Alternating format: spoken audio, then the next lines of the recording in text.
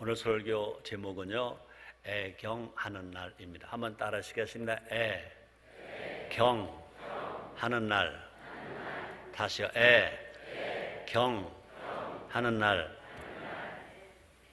오늘 2010년 2월 14일은 무슨 날이죠? 무슨 날이죠? 무슨 날이죠?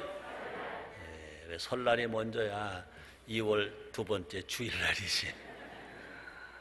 그 다음에 설날이죠? 설날이죠? 설날이죠?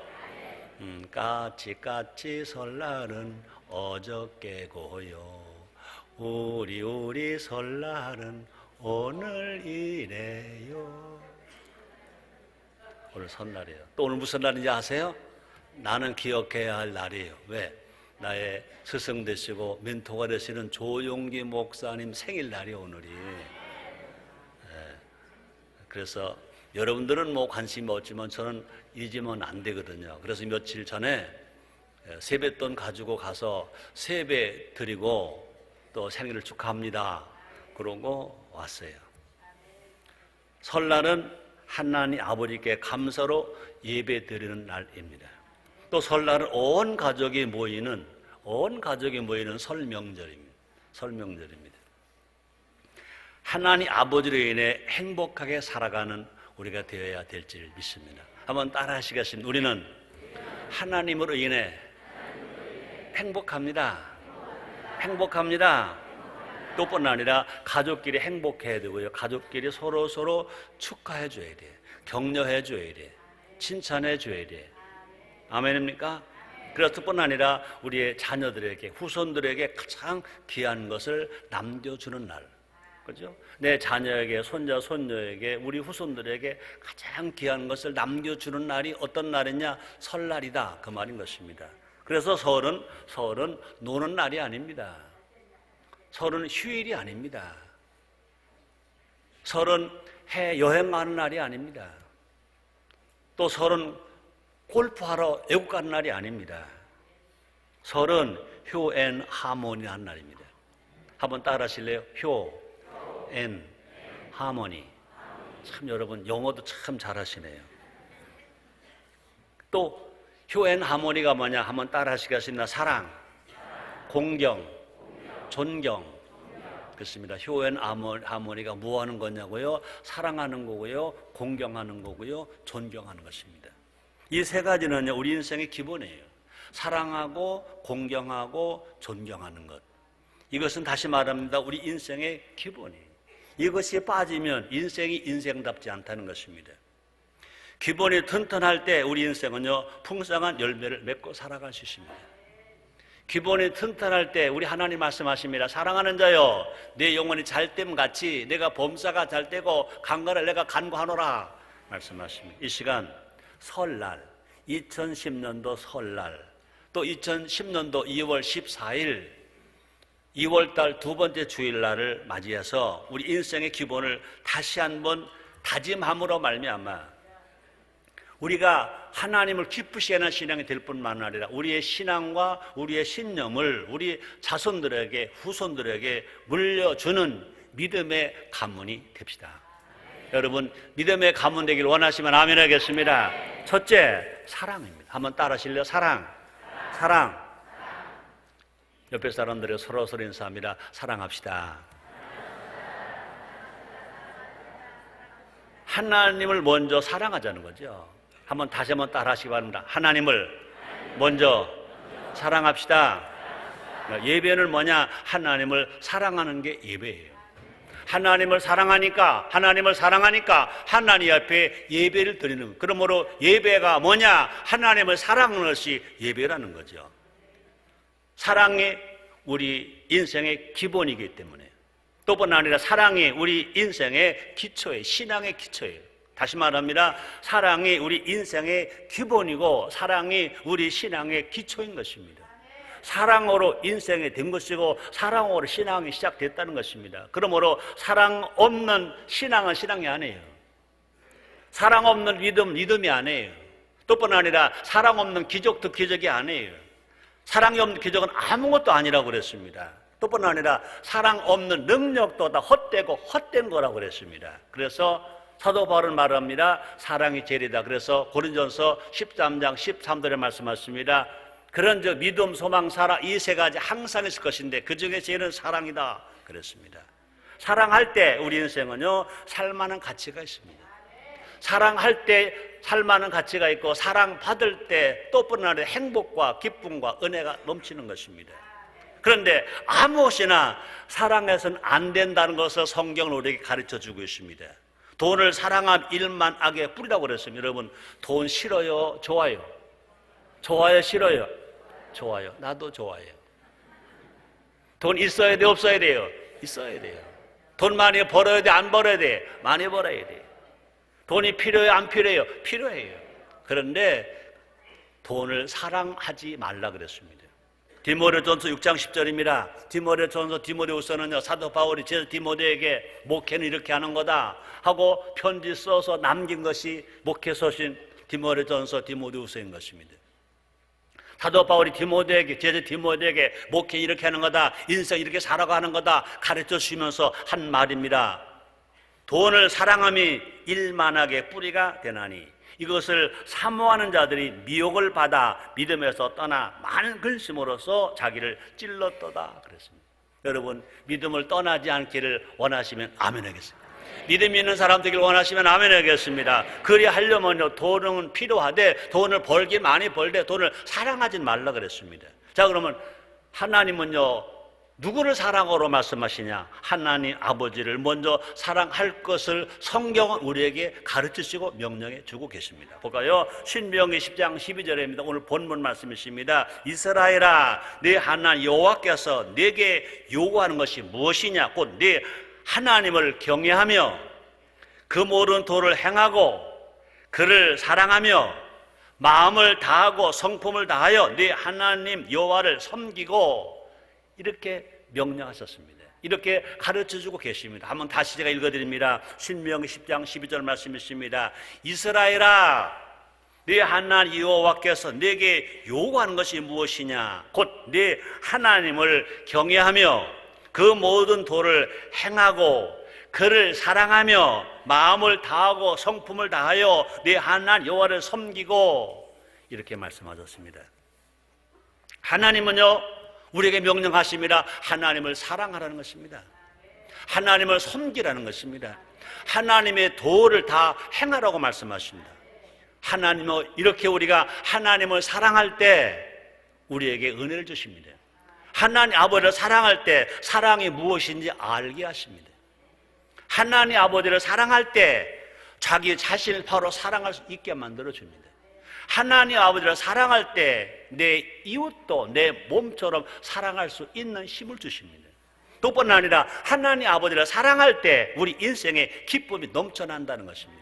언제 우리가 기쁨이 있느냐, 언제 우리가 즐거움이 있느냐, 언제 우리 행복할 수 있느냐? 하나님을 사랑할 때 기쁨이 있고 하나님을 사랑할 때 즐거움이 있고 하나님을 사랑할 때 하나님의 부요가 우리에게 있는 줄 믿습니다.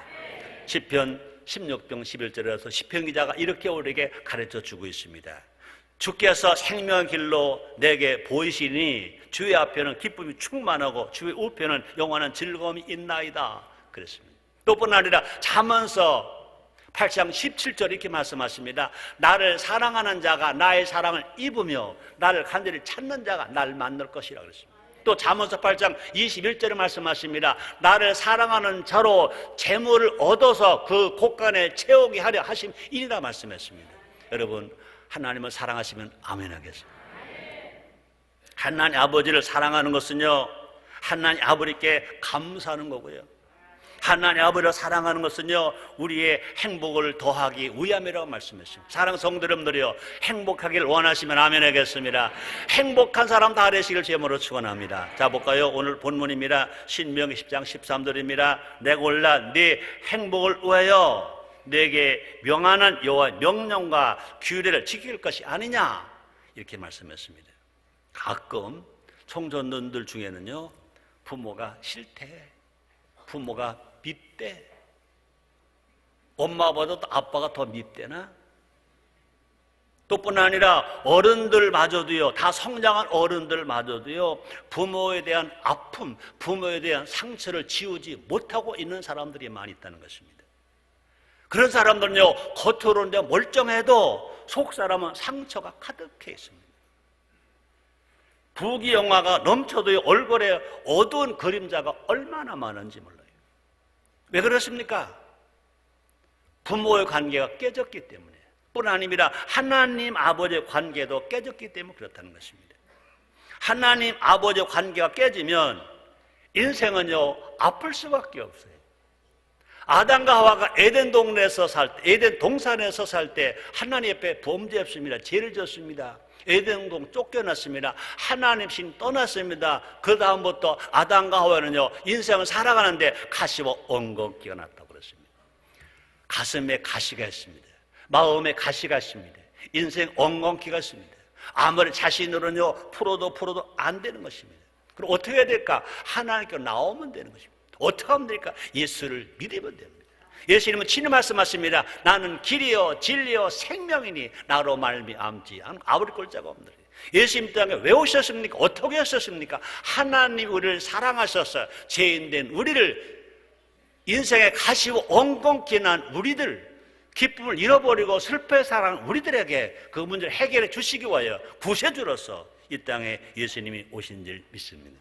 그 예수님은요, 나와 여러분을 대신해서, 모든 죄를 대신해서, 허물을 대신해서, 질병과 가난과 저주를 대신해서 그렇게 매맞으시고, 그렇게 가시관 쓰시고, 그렇게 채찍에 맞으시고, 양발에 못을 박히시고 십자가 필로 죽으셨습니다. 그러므로 그 예수를 믿기만 하면 우리는 구원을 받습니다. 영원히 구원만 받는 것이 아니라 생활의 구원 받습니다. 영혼이 잘 됩니다. 범사가 잘 됩니다. 강건합니다. 생명을 풍성히 얻게 됩니다. 그러므로 이 모든 것이 뭐냐? 하나님이 세상 이처럼 사랑하사 독생의 아들을 주셨으니 이는 저를 믿는 자마다 멸망치 않고 영생을 얻게 하려 하심이니라 말씀했습니다. 오늘 2010년도 설날입니다. 최고의 선물은 하나님 아버지의 사랑인 줄 믿습니다. 설 명절에 예배부터 드리는 성도들은요, 복받은 성도인 것입니다. 여러분 아마 고민 많이 했을 거예요. 오늘 설날인데 본 성전 가서 예배를 드려야 되는가? 고향에 가서 고향 교회 예배 드려야 되는가? 고민을 많이 했을 것입니다. 물론 여러 형편이 어려워서, 고향이 멀어서 부모님, 형제 꼭 갚아야 되기 때문에 지금 시골 가서 가족들께 예배를 드리고, 오늘 주일이니까 고향 교회 가서 예배를 함께 드리는 건 잘하는 것입니다. 그래, 여러분들 본성전에 와서 예배를 드린 여러분, 잘하는 것 중에 더 잘하는 것이에요. 아멘입니까? 그러므로 설날은 무슨 날이냐? 하나님 아버지께 감사해서 예배 드리는 날. 근데 그날이 오늘처럼 주일이다. 하나님의 성전에 와서 하나님 아버지 앞에 주일을 성서 예배 드리는 신앙, 이 신앙이 건강한 신앙이고 복받은 신앙인 줄 믿습니다. 한번 따라하세요. 우리는 복받은 사람이다. 우리는 행복한 사람이다. 우리 이렇게 하나님 아버지께 예배드리고 하나님을 만나고 하나님을 사랑하고 하나님께 복을 받으면 나만 잘 되는 것이 아니라 나도 복받고 가족도 복받고 이웃도 복받고 나라도 복받는 놀라운 역사가 일어나게 되는 줄 믿습니다. 하나님 아버지가 얼마나 우리를 사랑하는지, 내가 하나님의 은혜를 얼마나 내가 사랑을 받았는지, 이것을 가족에게, 친척에, 친구에게 전하는 것입니다. 내가 처음 구원받은 날 너무너무 좋더라고요. 그때는 내 나이가 몇 살 때냐? 33살 때 저는 예수를 믿었어요. 어디 가서나 저 그런 말 하거든요. 저는 구원 늦둥이, 또 목회 늦둥이. 목회는 언제부터 했느냐? 제가 33살부터 했거든요. 예수를 믿고 구원받았는데요, 너무너무 좋더라고요. 그런데 너무너무 후회했어요. 내가 이렇게 좋은 예수 좀 일찍 믿을 걸. 왜 이렇게 나이가 차서 33살에 아들 둘 낳고 딸 하나 낳고 뒤늦게 예수를 믿었나 생각했어요. 얼마나 후회한지 몰라요. 그러고 저는 어머니께 전도라는 것입니다. 어머니가 처음에 첫 마디가 그렇게 얘기하시더라고요. 제사는 그래요. 제사는, 내가 예수 믿었다고 하니까 제사는 그래요. 제사날 제사 안 드리고 예배 드린대요. 아니, 제사밥은 없대요. 그랬어요. 그때 우리 어머니가요, 도로 앉으시더니요, 눈물 흘리시더라고요. 이렇게 얘기하시더라고요. 너희 애비 일찍 죽어서 못 먹었는데 제사밥도 굶게 됐구나 그래요. 그동안은요 내가 우리 어머니께 속만 썩여 드리면 어머니 말씀만 잘 안 들으면요 우리 어머니가 얼마나 욕을 했는지 몰라요. 남편 복 못 받은 년이 자식 복 받겠냐. 저렇게 두 자식 남겨놓고 죽을 바에야 진작 자식 낳지 말고 죽지. 저 두 자식 남겨놓고 고생만 시킨다고. 그래 고생만 시킨다고. 그렇게 우리 어머니는요 우리 아버지를 그렇게 원망을 했어요.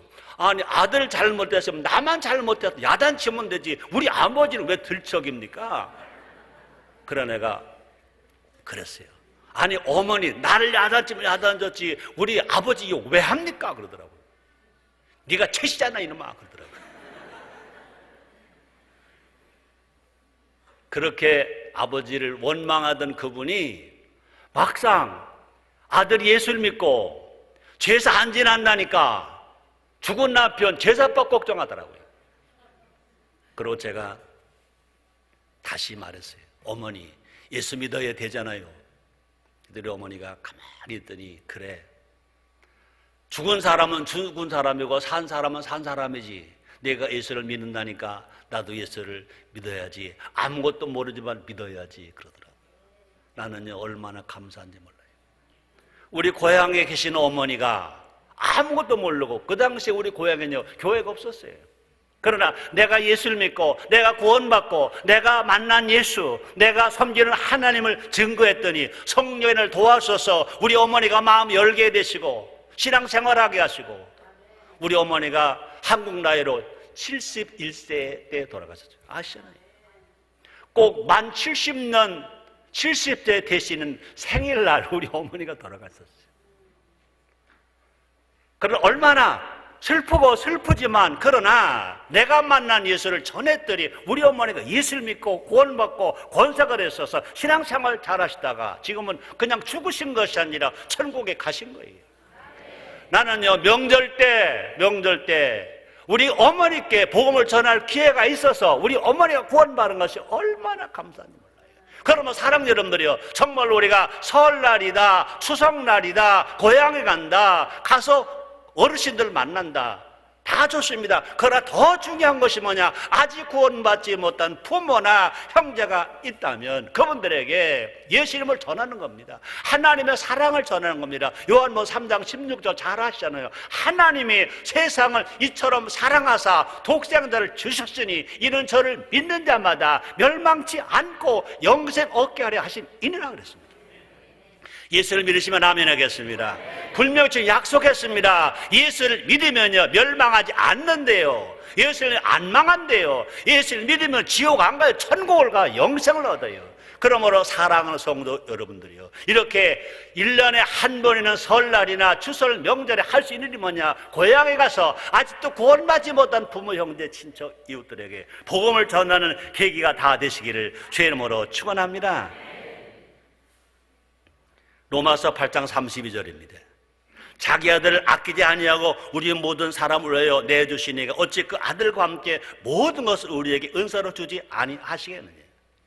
우리 하나님을 사랑하시는 것은요 예수님 땅에 오셔서 우리를 구원받게 하신 것은요 영혼 구원만이 아니라는 것입니다. 생활 구원이 있다는 것입니다. 범사가 잘 되고 강건하다는 것입니다. 다시 말씀합니다. 자기 아들 아끼지 아니하고 우리 모든 사람 위하여 내어주시니 어찌 그 아들과 함께 모든 것 우리에게 은사를 주지 아니하시겠느냐. 우리 하나님은요 아들을 보내서 십자가별로 죽게 하시고 구원만 받게 하신 것이 아니라 그 예수님이 죽은 삶을 부활하셨습니다. 성령의 은혜를 우리에게 주셨습니다. 영혼 구원만이 아니라 범사가 다 잘 됩니다. 우리는 건강합니다. 장수하는 복도 하나님 우리에게 주었다는 것입니다. 하나님 아버지 앞에 나아가 모든 것을 받고 누리며 사시기를 죄물로 축원합니다.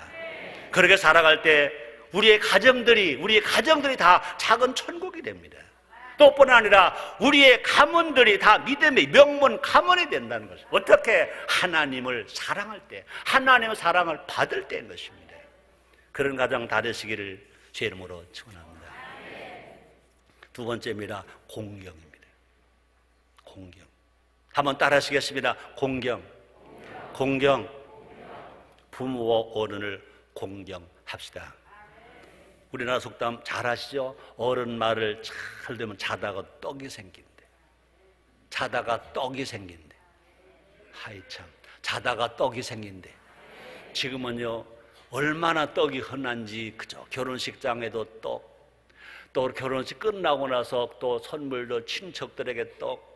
우리 교회도 보면요 결혼식 끝난 분들이 감사하다고요 교직원들에게 떡을 많이 가지고 오세요. 여기 가도 떡, 저기 가도 떡, 그래요. 근데 여러분 옛날에요 여러분 떡을 1년에 3번밖에 못 먹었어. 언제? 설날 흰떡국, 추석날 송편. 예수 안 믿는 사람 농사 잘 지내고 무슨 떡? 고사떡. 그게 좋겠어. 그리고 옛날에는요 떡하기 얼마나 힘들었어요.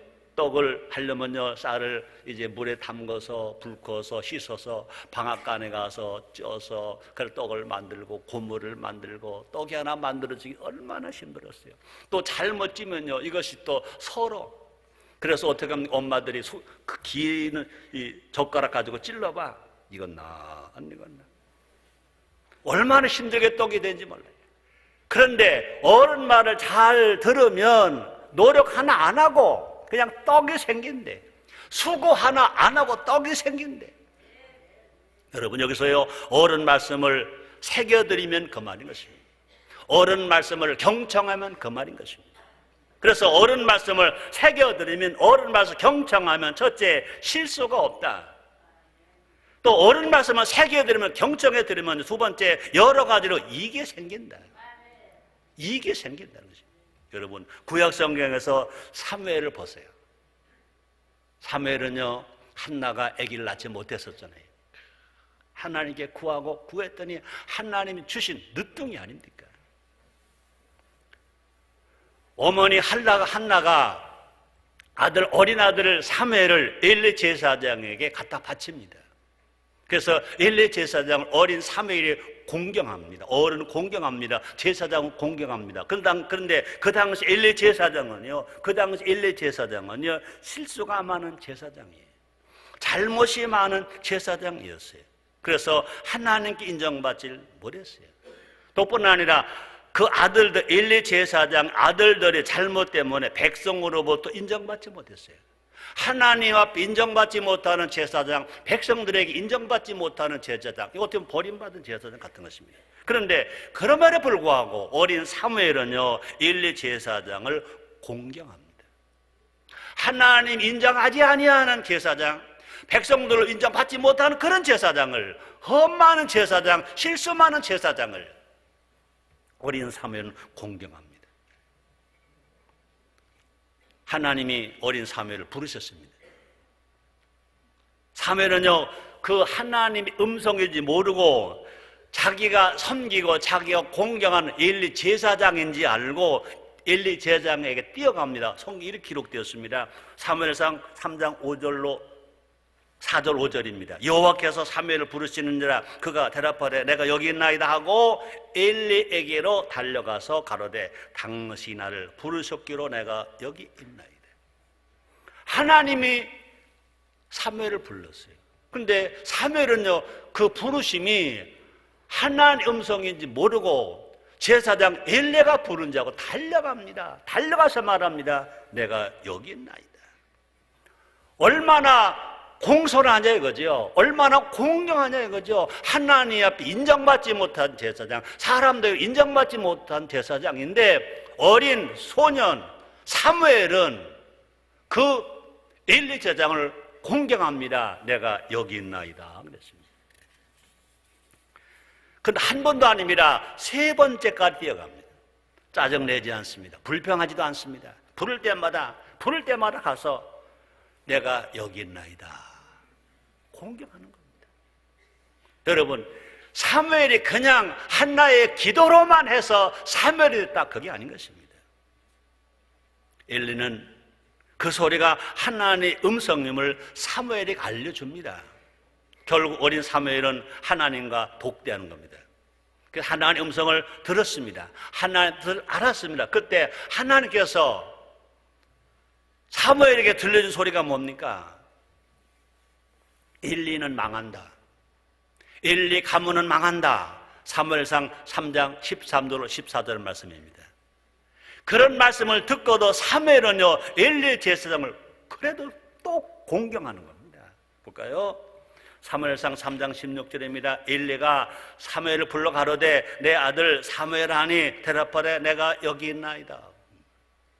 하나님께서 엘리는 이제 잘못 살았어, 실수를 많이 했어, 아들도 잘못해서 그 가문 망하게 됐어, 망할 거야. 하나님 음성을 들었습니다. 그 다음에 엘리 제사장이 부르면요 보통 사람 같으면 너 이제 끝났어. 당신은 하나님 버렸대잖아. 당신 가문 망했대잖아. 내가 모를 때 당신에게 섬겼지, 내가 지금도 섬길 것 같아 몰라요 하고 못 들은 척할 수 있습니다. 그런데 사무엘은 자기가 섬겼던 제사장 엘리가 망하게 되고 그 가문이 망하게 된다고 하나님 음성을 들은 후에도 그 엘리 제사장이 사무엘을 부르니까 다시 가서 말합니다. 다시 읽어드립니다. 엘리가 사무엘을 불러 가로되 내 아들 사무엘 하니 대답하되 내가 여기 있나이다. 오늘날 많은 사람이 어른을 어른으로 대하지 않는 사회가 되었습니다. 우리나라는요 동방예의지국입니다. 우리나라는요 효가 있는 나라입니다. 그러나 오늘의 현실을 보자는 거죠. 여러분 100명 중에 25명이 신자입니다. 하나님을 섬김이라 성경을 많이 읽고 있습니다. 과거보다 기독교 신자가 더 많아졌습니다. 그런데도 지금 안타까운 것은 하나님을 예배하는 사람 많은데 하나님 명령한 대로 어른을 공경하는 사람이 작다는 것입니다. 돈이 있어야 어른 취급받는다는 말까지 나옵니다. 늙었다는 이유로 멸시해서는 안 될 것을 성경은 말합니다. 잠언서 23장 22절입니다. 너 낳은 아비에게 청종하고 네 늙은 어미를 경여기지 말지니라. 하나님 말씀입니다. 하나님 명령입니다. 또뿐만 아니라 어른 공경은 하나님의 명령이다, 하나님의 뜻이라는 것입니다. 레위기 19장 32절입니다. 너는 셋머리 앞으로 서고 노인의 얼굴을 공경하며 네 하나님을 경외하라. 나는 여호와니라. 하나님 아버지가 말씀합니다. 하나님 아버지가 말씀합니다. 너는 셋머리 앞으로 서라. 노인의 얼굴을 공경하라. 그 다음에 하나님을 경외하라. 바꿔 말하면 뭡니까? 셋머리 앞으로 서지 않는다면, 노인의 얼굴을 공경하지 않는다면 하나님 앞에 나와 예배드릴 자격이 없다. 이것은 하나님 말씀이다. 이 말 아닙니까? 자녀에게 어른 공경을 가르치는 설이 됩시다. 우리의 조상들은요, 못 먹어도 줄 게 없어도 어른 공경하라, 스승 공경하라, 성경을 몰랐어도 잘 가르쳤습니다. 어른에게는 지혜가 있다고 그랬습니다. 욥기서 12장 12절입니다. 늙은 자에게는 지혜가 있고 장수하는 자에게는 명철이 있느니라. 늙은 자에게는 지혜가 있고 장수하는 자에게는 명철이 있느니라 말씀했습니다. 우리가 어른을 공경하면 지혜와 명철을 전수받을 수 있습니다. 자녀를 영악하게 키우지 말고 영특하게 키워라, 그런 말이 있습니다. 영악하다 그 말은 뭡니까? 이해가 밝으며 약은 데가 있다, 그런 말이고요.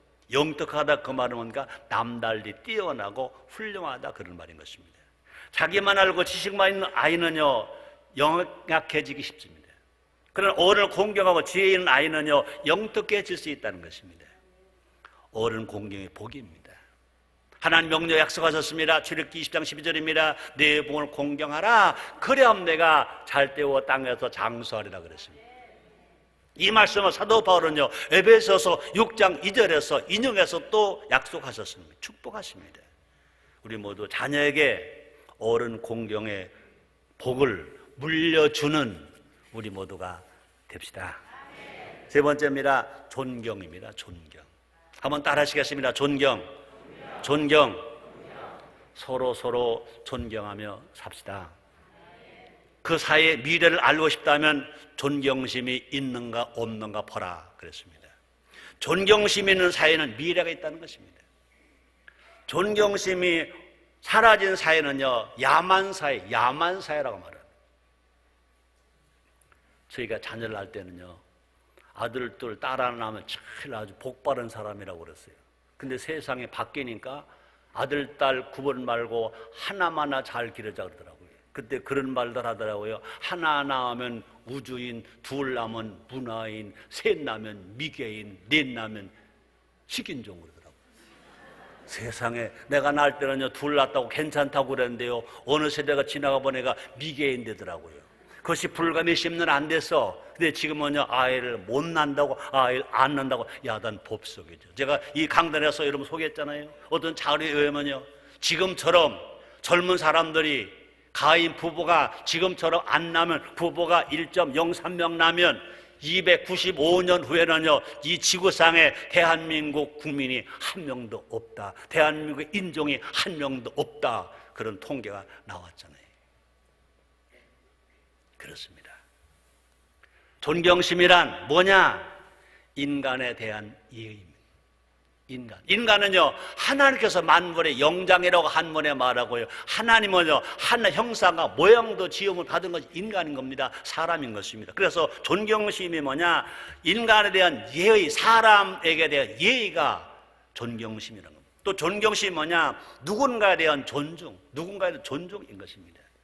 존경심 있을 때 우리는요, 건강해질 수 있습니다. 존경심 있을 때 우리는 정직해질 수 있고요, 존경심 있을 때 부흥하고 성장할 수 있습니다.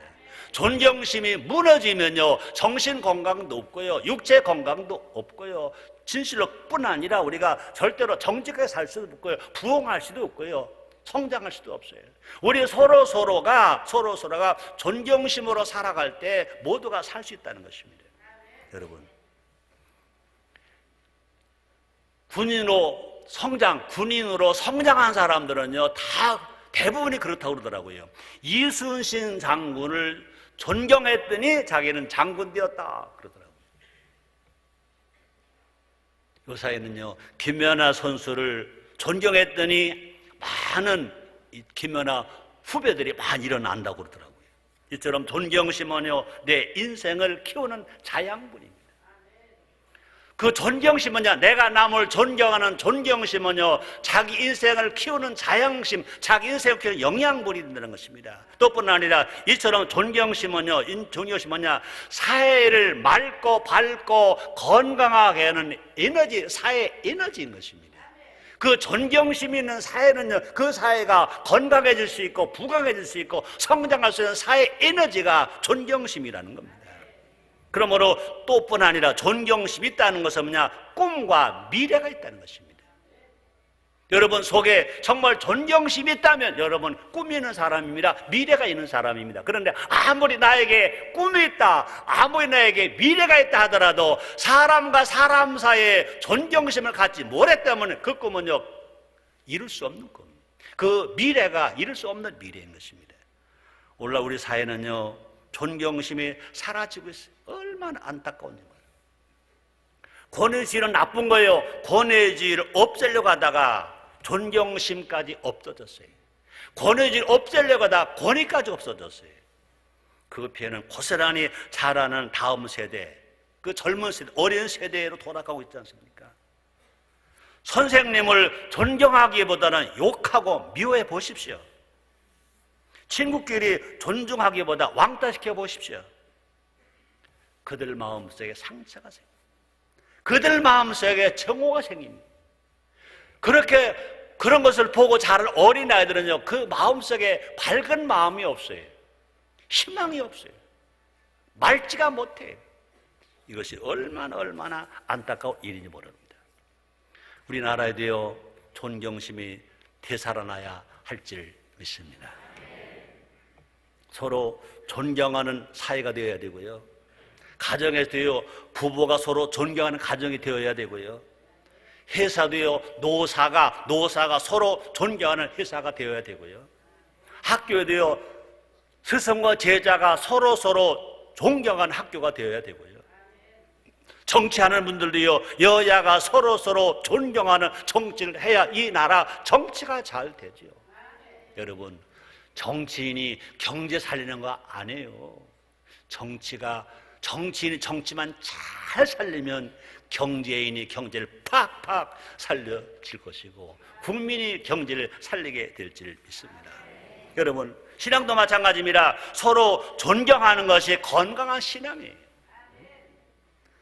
또뿐 아니라 서로 존경하는 것이 건강한 시민의식이에요.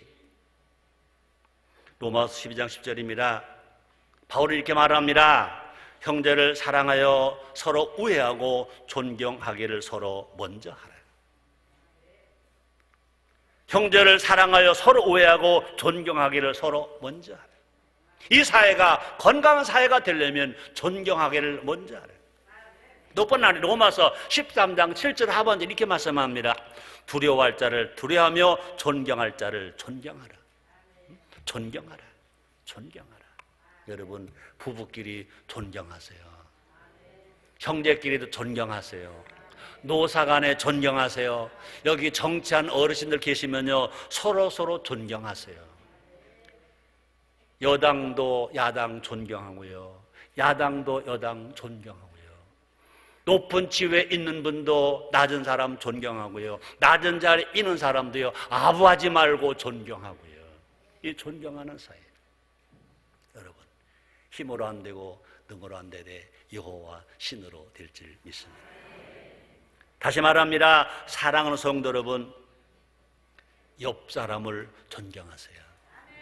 바로 옆에 있는 사람부터 존경하라, 그 말인 것입니다. 우리는요, 가까울수록 가볍게 대하는 경향이 있다는 것입니다. 자, 그런데 여러분, 인간은 누가 되었든 하나님 형상과 모양대로 지음받은 존재예요. 건강하든 안 건강하든 가졌든 못 가졌든 죄가 있든 없든 모두가 다 하나님 형상과 모양대로 지음받은 존재예요. 또뿐 아니라 예수님이 피 흘리면서까지 구원한 존재고, 또뿐 아니라 아직 구원받지 못했다면 예수님이 피를 흘리시면서까지 구원하려는 존재예요. 구원받은 존재, 구원하려는 존재인 것입니다. 너무나 귀하고 존엄한 존재예요. 마음 깊은 곳에서부터 존경하는 우리 모두가 됩시다. 다른 사람에 대한 존경이 곧 자기 자신에 대한 존경이 된다는 것입니다. 내가 남을 존경하면 남도 나를 존경해요. 내가 남을 존경하면 나도 존경받는 사람이 되는 것입니다. 내가 남에게 대접을 받고자 하는 내가 한번 대접하라고 산상수훈에서 주님은 말씀하십니다. 우리 하나님은요, 어제나 오늘이나 영원토록 동일하신 것입니다. 결론입니다. 오늘 설교가 뭐라고 그랬죠? 애경하는 날. 따라합니다. 설날은 애경하는 날, 하나님께 감사함으로 예배하는 날, 부모와 어른을 공경하는 날, 또 서로 존경하는 날. 힘으로 안 됩니다. 능으로 안 됩니다. 여호와 신으로 됩니다. 하나님은요, 우리 행복하게 하시기 위해요. 하나님 영광 돌리는 삶을 살게 하시기 위해요. 우리 모두 건강하게 살게 하시기 위해요. 하나님은 이 거룩한 명령을 우리에게 하셨습니다. 하나님을 사랑하며 예배하라.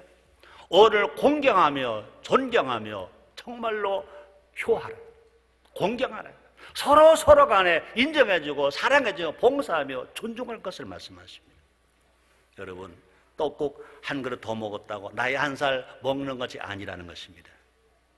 정말 설날 애경할 때, 하나님을 사랑하며 예배할 때, 또뿐 아니라 부모 어른을 정말 사랑하며 공경할 때, 또 성도끼리, 가족끼리, 부부끼리, 형제끼리 서로 사랑하며 존경할 때 우리는 더 철이 드는 것이고, 또 영적 나이가 성숙하게 되는 것이고, 하나님 아들 예수님을 더 많이 닮아가게 되는 것이고, 더 축복받는 우리가 될 줄 믿습니다.